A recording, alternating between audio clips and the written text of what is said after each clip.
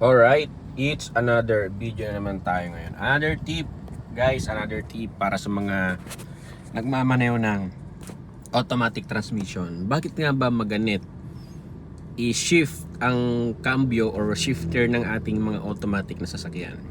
Pakita ko sa inyo, guys. Katulad dito yung, kasi ang gagamitin natin is automatic sorry. Automatic transmission. Okay? So, ayan, pansinin nyo, guys. Maganit siya, no? Isiship ko siya. Ayan. So, hindi ko siya mailipat, oh. Matigas. Okay? Matigas siya. So, bakit nga ba nangyayari yon? Okay. Kung mapapansin nyo, guys, ang parking kasi namin dito ay medyo incline. Talagang hindi pantay, hindi patag. Ayan, oh. Pababa yan, pababa. Kapag ka ang ginawa mo dyan sa shifter, pag nagparking ka sa mga katulad ditong incline, pag inuna mong ilagay sa park, tapos panghuli mo yung handbrake, ganyan talaga mangyayari. Matigas, maganit siyang i-shift. Kasi may kaunting galaw pa yan. Okay?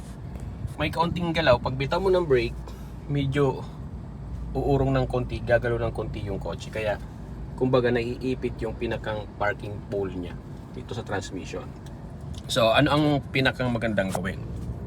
So ang pinakang magandang gawin, kailangan neutral, then engage ng handbrake, bitaw ng brake pedal, and then apak ulit ng brake pedal, ilalagay sa park. Yan ay kung mga inclined position ang paparadaan nyo. Okay, pakita ko sa inyo, guys, ha. So example, so no choice tayo, kailangan natin pilitin na alisin sa pagkaka-park mode. Okay, yun ang kailangan natin gawin kasi no choice eh.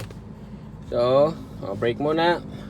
Dahan-dahan lang natin, wag lang natin biglain kasi baga masira, syempre.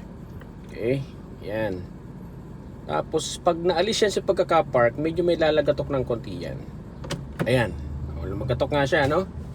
So ganito ang tamang gawin, guys. Ayan, syempre baba ng handbrake. Ayan, neutral muna natin. So halimbawa nagpark ako rito, galing ako ng drive. Ayan, galing ako ng drive, tapos paahon yung paparadahan. So ang gagawin ko, syempre naka-brake ako niyan kasi tumigil nga eh. So from drive, neutral muna. Okay, tandaan na mabuti ha, para sa mga naka-automatic transmission. Then engage ng handbrake, and then bitaw ng brake. Yan, so pag bitaw ng brake, doon mo mararamdaman yung galaw niya patras. Yan, pansinin nyo. Ayan. So medyo umuga siya ng konti. Yun na yun. So press mo ulit yung brake, then lagay sa park. So this time, malambot na siyang i-shift. Kung ganyan ang practice natin, dapat sa mga incline or mga paahon. Kung patag, okay lang kung patag na directly ilagay mo na sa park mode. Then handbrake, bitaw ng brake pedal. Pero pag mga incline, maganda na practice natin neutral, handbrake, bitaw ng brake pedal, then park mode. That's it. So try natin. Brake ako, lagay ko ngayon sa, alisin ko sa pagkaka-park, lagay ko ng reverse. Napakalambot na, guys. Pwede na tayong gumalaw. Baba ang brake. Reverse tayo kasi gagamitin natin to. Okay. So yun, guys, hopefully nakatulong sa inyo yung video na to, especially dun sa mga nahihirapan or laging ganto ang practice kasi masisira ang transmission ng sasakyan nyo kapag ganto ang nakasanayan nyo. Laging inuuna yung park mode kapag mga inclined position. Right? Bye.